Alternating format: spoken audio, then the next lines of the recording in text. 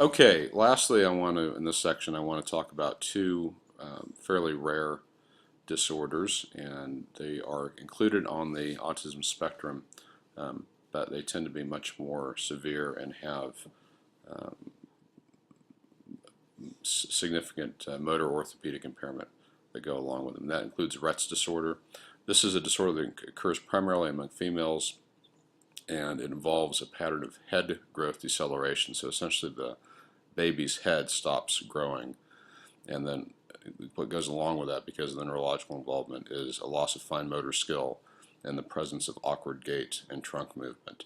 So many of these students are in wheelchairs or other kinds of orthopedic devices. And again, it primarily occurs among females. It, like autism, ranges in severity from very mild cases where the physical features are pretty subtle, to much more involved cases where there's obvious head deformity and significant loss of motor skill, and especially in the trunk positioning.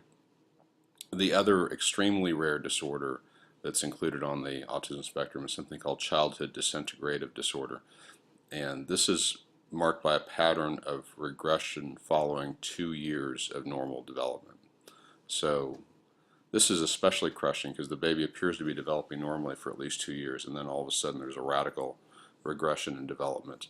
And the good thing is this is an extremely rare disorder, but it can be extremely devastating to parents to see a baby who appears to be developing normally then all of a sudden manifest major developmental problems, verbal impairments, communication impairments, and significant cognitive impairments.